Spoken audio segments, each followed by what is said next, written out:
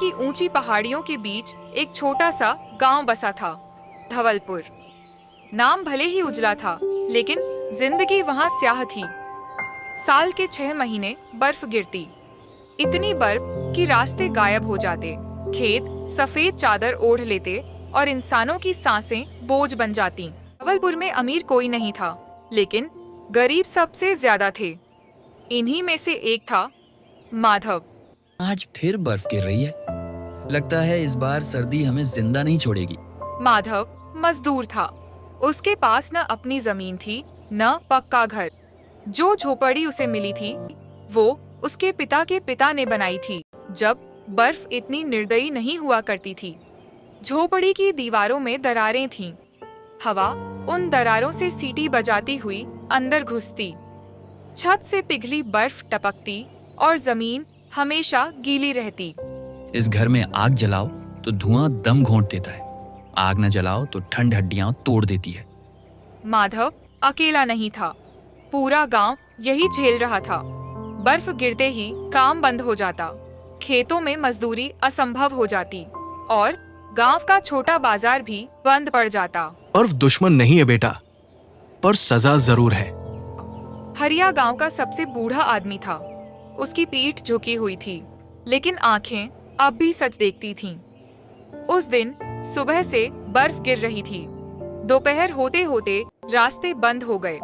शाम तक हालात बिगड़ गए और तभी गांव में खबर फैली, सरकारी राशन की गाड़ी बर्फ में फंस गई है। अगर राशन नहीं आया तो इस बार लोग मर जाएंगे। बच्चों के पास खाने को कुछ नहीं है, लकड़ी भी खत्म हो रही है। माधव चुप था। वह जानता था, शोर मचाने से बर्फ नहीं पिघलती। अगर कोई रास्ता नहीं खोलेगा तो सब यहीं दब जाएंगे। उस रात बर्फ और तेज गिरी, ऐसी बर्फ जैसी धवलपुर ने बरसों में नहीं देखी थी। और उसी रात माधव ने एक फैसला किया। अगर कोई नहीं जाएगा तो मैं जाऊंगा। लेकिन माधव नहीं जानता था कि अगली सुबह उसे सिर्फ बर्फ से नहीं, पूरे गांव की किस्मत से लड़ना होगा। रात भर बर्फ गिरती रही, ऐसी बर्फ जो आवाज भी दबा देती है। सुबह जब धवलपुर जागा तो गांव पहचान में नहीं आ रहा था। रास्ते गायब थे, खेत एक सफेद मैदान बन चुके थे और घर अब सिर्फ नाम के घर थे। माधव झोपड़ी से बाहर निकला। ठंडी हवा ने उसके चेहरे पर जैसे चाकू फेर दिया। पांव बर्फ में धंस रहे थे। अगर आज कुछ नहीं किया गया तो यह सर्दी हम सबको निगल जाएगी। लेकिन वह रुका नहीं। गांव के बीचों बीच एक बड़ा पीपल का पेड़ था। वहीं लोग जमा होने लगे। राशन की गाड़ी नहीं आई। मेरे घर में सिर्फ एक दिन का अनाज है।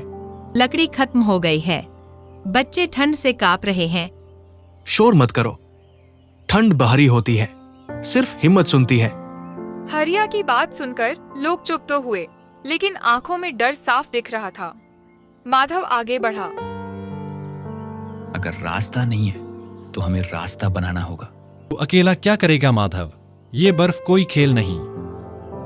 मैं अकेला नहीं हूं। अगर तुम सब साथ चलो तो बर्फ भी रास्ता दे देगी। कुछ लोग हंसे, कुछ ने सिर झुका लिया, लेकिन कुछ आंखों में फिर भी उम्मीद जगी। मैं बूढ़ा हूं, लेकिन हाथ अभी साथ दे सकते हैं। हम भी लकड़ी काट सकते हैं। बर्फ सिर्फ मर्दों के लिए नहीं गिरती। धीरे धीरे लोग आगे आए। कोई फावड़ा लाया, कोई कुल्हाड़ी, तो कोई सिर्फ नंगे हाथ। बर्फ हटाना आसान नहीं था। एक फावड़ा मारो तो हवा चेहरे पर थप्पड़ मारती, हाथ सुन्न हो जाते, सांस भारी हो जाती। माधव, मेरे हाथ अब काम नहीं कर रहे। रुक जा, थोड़ी देर आग के पास बैठ, फिर लौटा। माधव खुद नहीं रुका। उसके हाथ छिल गए थे, उंगलियां सुन्न थीं, लेकिन कदम चलते रहे। दिन ढलने लगा। रास्ता थोड़ा साफ हुआ, लेकिन मंजिल अभी दूर थी। तभी अचानक तेज हवा चली।